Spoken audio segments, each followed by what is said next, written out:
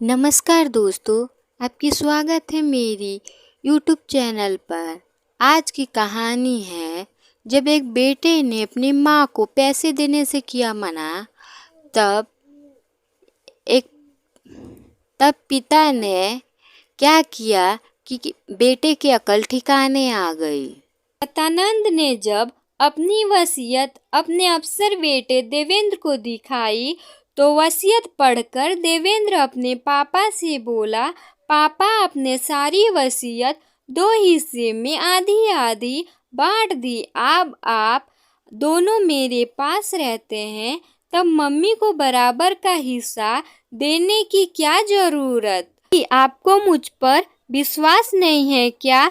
देवेंद्र की बात सुनकर वे सोच में पड़ गए थे, क्योंकि पहले जब वे स्वस्थ और नौकरी करके तनख्वाह घर देते थे, तब देवेंद्र बिना हिचके जब उसकी मम्मी उससे किसी काम के लिए पैसे मांगती, तब वह तुरंत दे देता था।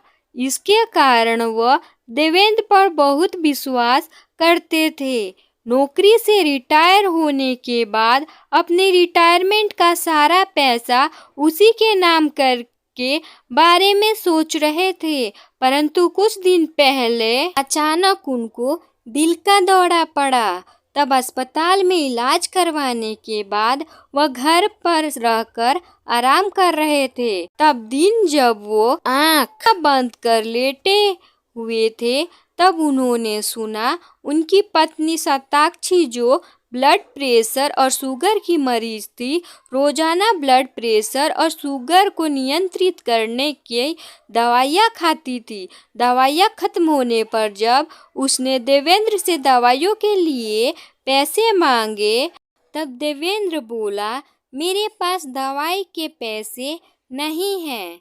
जितने पैसे पापा ने तनख्वाह के दिए थे, ये सब उनके इलाज में खत्म हो गए हैं। अभी मैं पत्नी और बच्चों के साथ मूवी देखने जा रहा हूँ। दवाइयों के पैसे कल दे दूंगा। वैसे भी यदि एक दिन दवाई नहीं खाओगी तो आपका कुछ बिगड़ेगा नहीं।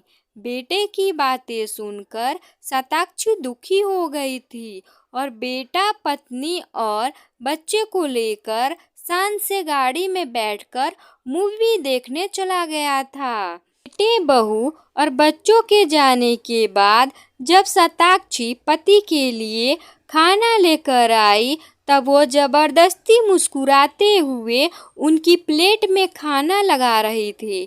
तब पत्नी को देखकर वो मुस्कुराते हुए बोले, परेशान मत हो, मेरे पास कुछ पैसे रखे थे, उनसे मैंने तुम्हारे लिए ब्लड प्रेशर और शुगर की दवाइयाँ ऑनलाइन मंगा दी है। मुझे पता है इस वक्त तुम जानबूझकर मुस्कुरा रही हो। पति की बात सुनकर शताक्षी के नेत्र सजल हो गए थे। तब सदानंद ने उसे प्यार से समझाते हुए बोले, मेरी जीवन संगिनी, दुखी मत हो, मैंने तुम्हारे लिए रास्ता तलाश कर लिया है, अब तो मुस्कुरा दो। पति की बात सुनकर शताक्षी के चेहरे पर मुस्कान आ गई थी, क्योंकि उसे अपने पति पर खुद से ज्यादा विश्वास था। बेटे की बातें सुनकर सदानंद बोले, बेटा, यह जो तू अफसर बना है ना, इसमें मेरा और तेरी मम्मी का बराबर का योगदान है। मैंने तुझ पर पैसे खर्च करे, परंतु तेरा सपना था ना बैंक में अफसर बनने का, इसके लिए मेहनत तेरी मम्मी ने की थी। यदि तेरी मम्मी दिन रात तुझे पढ़ने के लिए प्रेरित नहीं करती तो आज तू इतनी अच्छी तनख्वाह नहीं पाता, और तूने अपनी मम्मी को ही दवाइयों के लिए पैसे देने से मना कर दिया। भूल गया तू वह दिन जब तुम बीमार पड़ जाता था, तब कई बार तेरी दवाइयाँ खत्म होने पर वह सोच करके मुझे ऑफिस में देरी से आने के कारण कहीं दवाइयों के लिए देर ना हो जाए, तेरी मम्मी कई किलोमीटर पैदल चलकर तेरे लिए दवाइयाँ लेकर आती थी।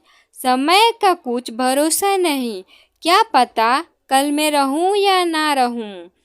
मैं नहीं चाहता कि मेरी पत्नी अपनी ज़रूरतों के लिए किसी के सामने हाथ फैलाए, इसीलिए मैंने अपना हिस्सा 2 बराबर भागों में बैठकर आधा तेरा और आधा उसका नाम कर दिया है। वैसे भी मेरी कमाई में तुझसे ज़्यादा उसकी बराबरी का जायदाद का हक है, क्योंकि यदि गृहस्थी संचालन में वो बराबर योगदान न देती तो मैं ढंग से नौकरी नहीं कर पाता। इसीलिए मेरी कमाई पर सिर्फ मेरी पत्नी का हक है, परंतु तुझे दुख ना हो इसीलिए इसके कहने पर ही मैं अपनी आधी धनराशि तेरे नाम कर रहा हूँ, क्योंकि तू इसकी सेवा करेगा। इसे अभी तुझ पर विश्वास है, परंतु कल जब तुमने इस दवाई के पैसे देने के लिए मना कर दिया तब मेरा विश्वास हमेशा के लिए तुझ पर से टूट गया। एक दिन की दवाई ना लेने से बेटे बहुत कुछ बिगड़ जाता है। तुझे तेरी मम्मी की ज़रूरत हो ना हो, परंतु मुझे तेरी मम्मी की बहुत ज़रूरत है, क्योंकि वह तुझसे ज़्यादा मेरा ध्यान रखती है। तू तो फिर भी अपनी पत्नी और बच्चों के साथ जब मन करता है घूमने चला जाता है, परंतु जब से मैं बीमार पड़ा तेरी मम्मी मुझे छोड़कर कभी कहीं नहीं गई। पापा की बातें सुनकर देवेंद्र बेहद शर्मिंदा हो गया। या शर्म के मारे उसके नजरें धरती में गड़ गई थी। वह हाथ जोड़कर अपनी मम्मी से बोला, मम्मी मुझे माफ़ कर दो, मैंने आपका विश्वास तोड़ दिया। फिर पापा से बोला, पापा मुझे बराबर का हिस्सा नहीं चाहिए, सारा पैसा मम्मी के नाम कर दो, क्योंकि मम्मी ही आपकी सारी कमाई का हकदार है। मुझे सिर्फ माफ़ी चाहिए और कुछ नहीं। मैं निस्वार्थ भाव से आप दोनों की सेवा करना चाहता हूँ। यह कहते हुए उसकी आंखों में आंसू आ गए थे।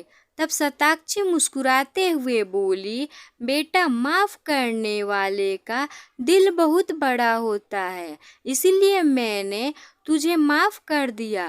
मम्मी की बातें सुनकर उसके हाथ खुद ब खुद माँ के चरणों में झुक गए थे, परंतु माँ को झुकने से पहले ही उसे गले से लगा लिया था, क्योंकि माँ तो माँ होती है जो बेटे से अपराध ही क्षमा कर देती है। आपको ये मेरी कहानी कैसी लगी? आप अपनी राय कमेंट बॉक्स में ज़रूर दीजिएगा। कहानी पसंद आए तो लाइक, शेयर, सब्सक्राइब कर दीजिए। मिलते हैं अगली कहानी में।